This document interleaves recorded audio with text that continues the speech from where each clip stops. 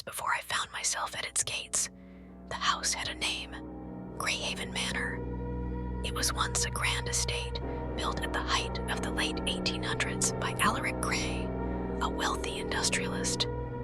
Alaric was known not just for his success, but for his peculiar obsessions: alchemy, the occult, and the pursuit of immortality. The locals whispered that Greyhaven was more than just a home. It was a labyrinth of secrets. Beneath its opulent facade were rooms dedicated to rituals, experiments, and forbidden practices. But it wasn't until the winter of 1896 that its story took a darker turn. Alaric's young daughter, Eleanor, disappeared without a trace. The townspeople believed she was the victim of a failed ritual meant to prolong Alaric's life. Soon after, Alaric himself vanished, leaving the house abandoned and cursed. For decades, Greyhaven became a beacon for tragedy. Families who moved in spoke of hearing Eleanor's laughter echoing through empty halls, or catching glimpses of Alaric's figure in darkened doorways. Then, without fail, their lives would crumble. Accidents, madness, and disappearances followed every resident. Eventually, no one dared enter, but I wasn't drawn there by rumors or ghost stories. No, my reason was far more personal. My great-grandmother, Catherine, had been one of the house's last caretakers before it was abandoned. Growing up, she told stories, fragmented memories of being pulled from the house as a child, her mother screaming that they must never return. She left behind an old box, and in it, a key to Greyhaven. I thought the key was nothing more than a keepsake, but a year ago, I found something else in that box, a letter. The letter was addressed to Catherine from someone she only referred to as E. It warned of a secret buried deep within the house, one that must never see the light of day. But it also spoke of answers that might explain the tragedies of my family. Despite the warnings, I couldn't ignore the pull of the key or the mystery of E. And so, against every instinct, I decided to visit Greyhaven Manor.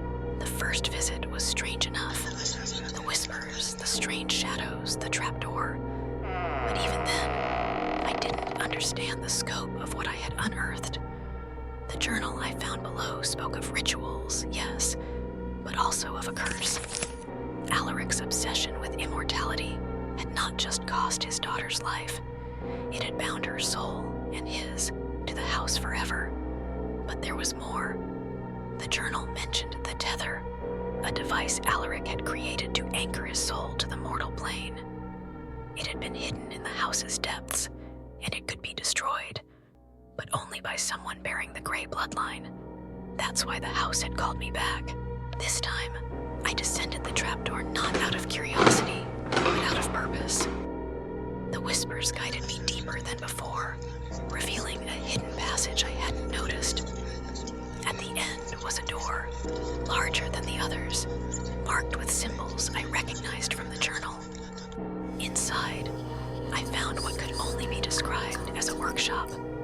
Shelves lined with jars of strange preserved specimens, blueprints of machinery far beyond anything Alaric's time should have produced, and at the center, the tether.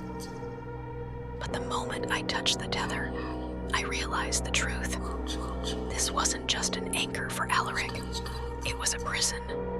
Eleanor's spirit wasn't trapped by chance.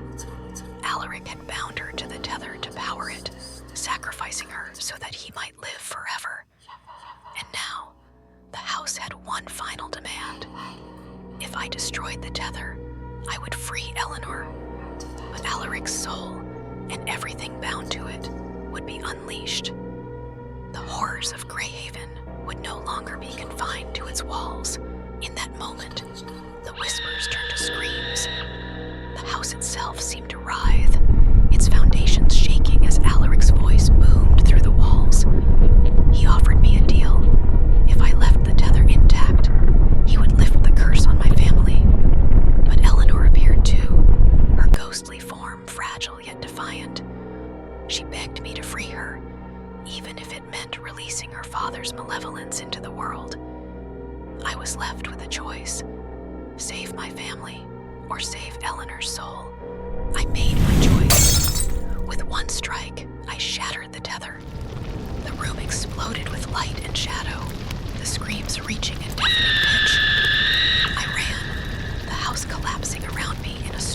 fire and